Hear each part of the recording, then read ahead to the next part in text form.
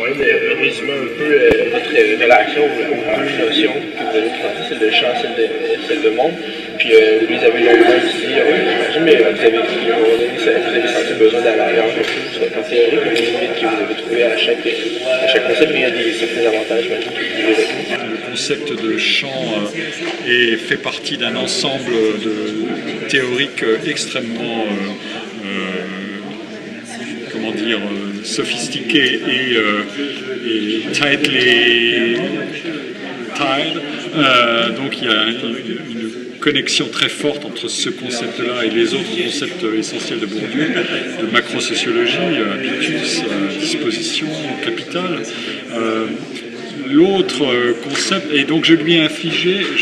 en restituant ses propriétés théoriques et ses usages, je lui ai demandé, mais comment traitez-vous, monsieur le concept, comment traitez-vous la question de l'innovation et qu'est-ce que la question de l'innovation va vous infliger? Est-ce que vous êtes capable de la prendre en charge ou pas? Et donc, des aspects sont pris en charge, d'autres absolument pas.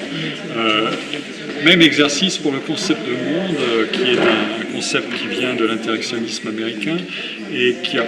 des propriétés formelles moins rigides et moins fortes en termes de traits caractéristiques que le concept de champ, mais qui est très utilisé probablement pour sa plasticité plus que pour sa performance micro-macro. Donc à lui aussi, je lui demande quelles sont vos caractéristiques essentielles et qu'est-ce que vous arrivez à expliquer et qu'est-ce qui vous manque. Et donc je lui inflige la question suivante, c'est: et donc, puisque vous insistez beaucoup sur la nature horizontale des relations de coopération et de travail, à la différence de l'autre qui insiste sur les relations verticales et de conflit, de domination et de compétition, qu'est-ce que vous allez, quelle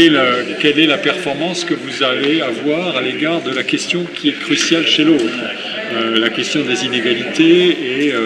et des écarts de réussite. Et donc, je lui demande à ce concept, expliquez-nous ces choses-là. Et à un moment ou à un autre, on voit que le concept de monde peut jusqu'à un certain point buter sur l'explication de ce phénomène. Au fond, la collaboration et la coopération sont privilégiés par rapport à un mécanisme de compétition parce que le problème principal pris en charge par les théories de type interactionniste, c'est plutôt comment est-ce qu'on se débrouille pour y arriver, pour travailler, pour faire les choses ensemble. Et donc la collaboration est une réalité première et la plasticité de ces collaborations et la capacité de les modifier, de les transformer sont des propriétés premières de l'analyse et c'est la reproduction et l'inertie qui sont éventuellement des choses qui, à un moment donné, sont à expliquer, mais qui ne sont pas premières dans le système. Et une fois que j'ai fait ce travail, de soumettre, d'abord d'exposer les deux systèmes et de les soumettre à ces deux épreuves, je dis, bon, n'ayons pas de fidélité, de dévotion à l'égard de chacun d'entre eux, voyons un peu ce que nous pouvons faire nous-mêmes, et c'est à ce moment-là que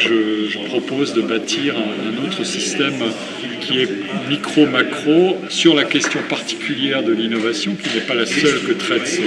ces théories et ces analyses, mais sur celle-là qui m'intéressait pour cette occasion-là du colloque, je fais ce travail et je propose de repartir des mécanismes intimes de l'invention et de passer progressivement du plan micro au plan macro en regardant ce que ça veut dire en termes de démographie professionnelle, de densité d'interaction et aussi de création d'écarts à un moment donné avec leur coefficient d'imprévisibilité mais aussi leur coefficient d'amplification dynamique par rapport à des liens qu'on a constitués entre les gens qui produit finalement des segmentations, des stratifications et des inégalités. Mais je ne veux pas lâcher la dimension de collaboration ni la dimension de compétition. J'ai besoin des deux pour faire fonctionner mon analyse et je ne vais pas affilier la compétition au champ et la collaboration au monde parce que là je serais pris par la mécanique même de ces deux concepts qui imposent trop d'exigences en eux-mêmes et trop d'effets d'affiliation. Je ne les veux pas. Je descends un cran en dessous, je regarde dans la boîte à outils de ces deux concepts, comment ils ont été fabriqués,